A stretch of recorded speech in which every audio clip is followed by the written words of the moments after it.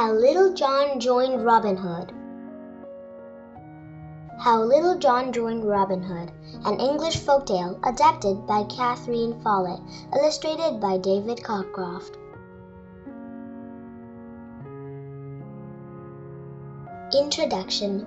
When Robin Hood was a young lad, many of his friends were thrown out of their homes, arrested or hanged. The French had conquered England, and they ruled over the common people with an iron fist. Though the English king was still on the throne, he was often at war, and the French ruled in his absence. They taxed families until they starved. They stole the people's land and gave it to corrupt friends in the church. As Robin grew older, he saw that his people could not be able to carry the weight of their despair for much longer. He vowed to bring justice and hope back to the land. Since the rich stole from the common people, Robin decided to steal from the rich and return the money to the poor.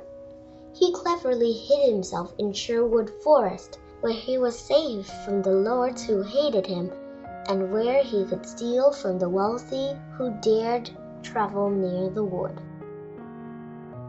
His name quickly became famous, and English people everywhere adored him. Brave men from all over the country decided to join Robin Hood's cause, and soon a large band of followers lived with him in the forest. Men who had lost everything as well as men who had everything to lose.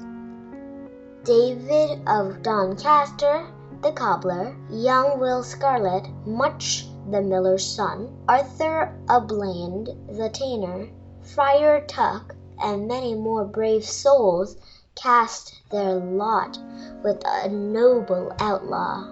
Robin Hood's men were more loyal to him than they had ever been to their cruel French lords. The merry men, as they became known, lived entirely outdoors, hunting for their food, cooking over a fire, and sleeping with only a blanket of stars upon them. They spent their days practicing archery, wrestling, and sword fighting until they were the strongest and the most skilled fighters in England. There were only two types of lawful men left in the land: wealthy men who despised Robin Hood, and honest, virtuous men who envied Robin Hood's bravery and freedom, and who spread the news of his exploits far and wide. Tales of Robin's deeds are still told to this day, including the story of how he met Little John, his right-hand man and dearest friend. John Little was his real name, the name he was called before he joined Robin Hood's band.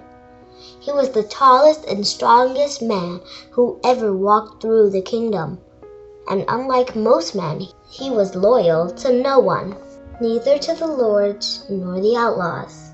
He was such a brave fighter that he felt safest when he was by himself.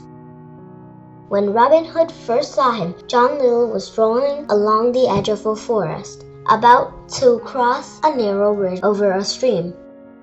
The bridge was so narrow that only one person could cross it at a time, and as it happened, Robin Hood stepped on it from one side, just as John Little stepped on it from the other. "Step off the bridge and let the better man cross first," called Robin Hood. Robin did not think he was the better man, but he wanted to see what the tall man would do. He had never seen a man who looked so large and strong yet so agile. Robin knew he wanted the stranger to join his band. "Fie!" cried the stranger. "Stand back thyself, for I am the better man."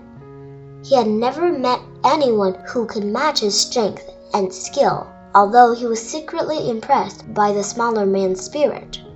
"Aye, no choice have we then but to fight to see who truly is the better man," said Robin Hood, who loved a good fight better than he loved a good dinner. "With all my heart," answered the stranger with a grin. The fight. Robin Hood cut 2 great oak branches to serve as weapons, since it would be unfair to use his bow and arrow when the stranger didn't have any. He who can knock the other off the bridge and into the water is the better man, said Robin. The stranger nodded, and the 2 men met as eagerly as 2 young boys wrestling for fun. What a great fight it was!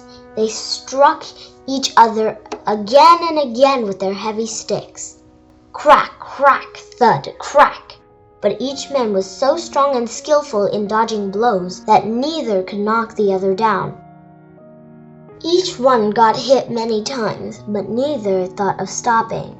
For an hour they fought on that bridge, yet neither could knock the other into the water. The bridge protested under the stress of the battle, groaning and creaking, but holding strong. The smacking and grunting of the battle drew Robin's men to the edge of the stream to watch. Some yelled loyalty when their leaders struck a good blow or made a clever dodge, but others, impressed with the agility of the stranger, cheered when he landed a blow or whipped his great bulk around gracefully. They had never seen a man give their leader such a fight. At last, Robin gave the stranger a terrible whack that made him stagger and flail. But the stranger recovered and gave Robin a crack on the head that made blood flow. Robin swung back savagely, but the stranger avoided the blow. The blood ran into Robin's eyes, so that he could not see, and the stranger gave Robin a smack in the side that tumbled him right into the water. Robin lay there looking up and laughing out loud. He never carried a grudge.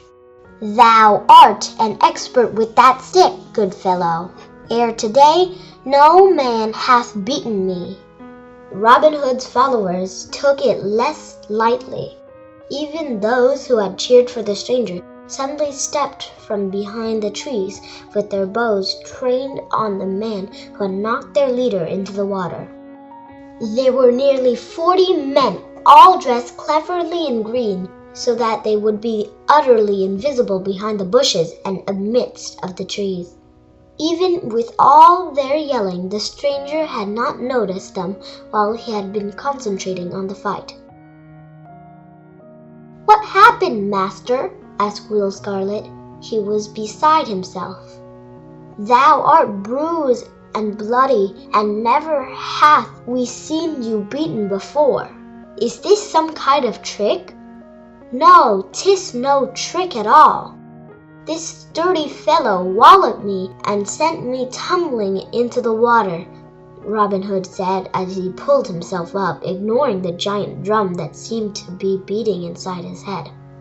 "Then a dunking and a beating he shall have," said David of Doncaster. He stormed forward, followed by Will Scarlet, Arthur a Bland, and half a dozen men eager to carry out his threat.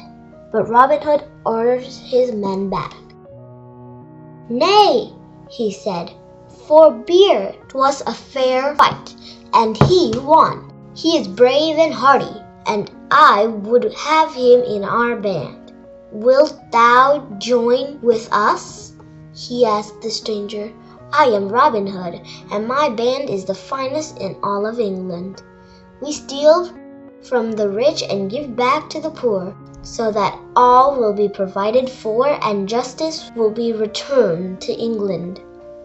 Most men would have trembled at hearing the name Robin Hood, for the lords always described Robin as a cruel and fierce outlaw. But Little John was afraid of no man, and besides, he'd always suspected that the lords were exaggerating Robin Hood's savagery so that they would not appear as foolish after being robbed by him. "Why should I join thy band as an underling if I'm a better fighter than the leader? I have no need for those who cannot do better than I can alone. If any man among you can shoot a bow and arrow more accurately than I can, I will join, he said. He was confident that none of them could. He was a very skillful shot with a bow.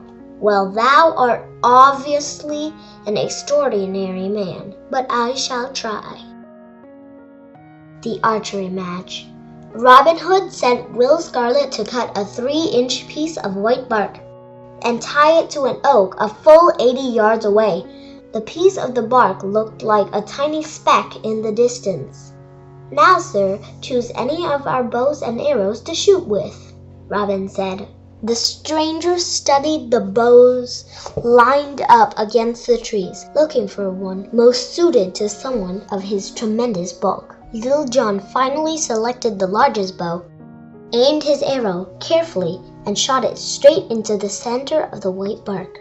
All Robin Hood's followers caught their breath in amazement, for they had seen such shooting only from Robin Hood himself. "That is a fine shot indeed," said Robin heartily.